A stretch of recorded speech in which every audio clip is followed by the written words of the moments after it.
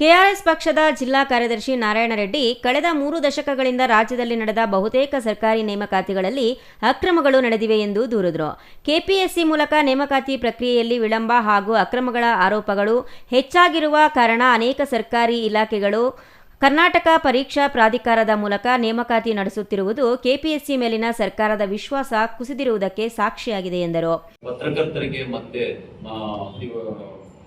ನಿಮಗೆ ನಾನು ಧನ್ಯವಾದಗಳು ಅಭಿನಂದನೆಗಳು ತಿಳಿಸ್ತಾ ಏನಪ್ಪ ವಿಚಾರ ಅಂತಂದರೆ, ನೀವು ಇಂಥ ಕಷ್ಟಕರ ವಿಚಾರದಲ್ಲಿ ರಾಜ್ಯದಲ್ಲಿ ಅನೇಕ ಕಡೆ ಭ್ರಷ್ಟಾಚಾರ, ಅನ್ಯಾಯ, ಗೂಂಡಾಗಿರಿಯಿಂದ ಅನ್ಯಾಯಗಳು ನಡೀತಾ ಇರತಕ್ಕಂಥ ಒಂದು ವಿಚಾರಗಳನ್ನು ನೀವು ಜನಗಳ ಮುಂದೆ ಪತ್ರಿಕೆಗಳ ಮೂಲಕ, ಜಾಲತಾಣಗಳ ಮೂಲಕ ಜನಗಳಿಗೆ ತೋರಿಸ್ತಾ ಇರ್ತೀರಾ. ಅದಕ್ಕೋಸ್ಕರ ನಿಮಗೆ ನಮ್ಮ ಈ ಸಭೆಯ ಕೆಆರ್ಎಸ್ ಪಕ್ಷದ ಪದಾಧಿಕಾರಿಗಳು ಮತ್ತು ಸದಸ್ಯರು, ಹಿರಿಯರು ಎಲ್ಲ ಕಡೆಯಿಂದ ನಾನು ಧನ್ಯವಾದಗಳನ್ನು ಕೊಡ್ತಾ ಇದ್ದೇನೆ.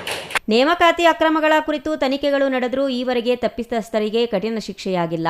ಇತ್ತೀಚೆಗೆ ಕೆಪಿಎಸ್ಸಿ ಅಧ್ಯಕ್ಷರಾಗಿದ್ದ ಶಿವಶಂಕರಪ್ಪ ಸಾಹುಕಾರ್ ಅವರ ವಿರುದ್ಧ ಅಕ್ರಮ ನೇಮಕಾತಿ ಆರೋಪ ಕೇಳಿಬಂದ ನಂತರ ಅವರು ಹುದ್ದೆಯಿಂದ ವಜಾಗೊಂಡಿರುವ ಘಟನೆ ಆಯೋಗದ ವಿಶ್ವಾಸಾರ್ಹತೆಗೆ ಧಕ್ಕೆ ತಂದಿದೆ ಎಂದರು.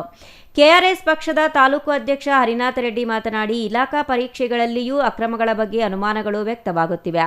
ನ್ಯಾಯಾಲಯದ ಆದೇಶಗಳನ್ನು ಸಮರ್ಪಕವಾಗಿ ಜಾರಿಗೊಳಿಸುವಲ್ಲಿ ಸರ್ಕಾರ ಮತ್ತು ಆಯೋಗ ವಿಫಲವಾಗಿದ್ದು, ಯುವ ಜನರು ಕೆಪಿಎಸ್ಸಿ ಮೇಲಿನ ವಿಶ್ವಾಸ ಕಳೆದುಕೊಂಡಿದ್ದಾರೆ ಎಂದು ಆರೋಪಿಸಿದರು. ಕೆಪಿಎಸ್ಸಿಯನ್ನ ವಿಸರ್ಜಿಸಿ ಪಾರದರ್ಶಕ ಹಾಗೂ ಜವಾಬ್ದಾರಿಯುತ ಹೊಸ ನೇಮಕಾತಿ ವ್ಯವಸ್ಥೆಯನ್ನು ಕಾನೂನು ಮೂಲಕ ಜಾರಿಗೆ ತರಬೇಕು ಎಂದು ಪಕ್ಷ ಒತ್ತಾಯಿಸಿತು. Mahesh, CTV news, Gudibande.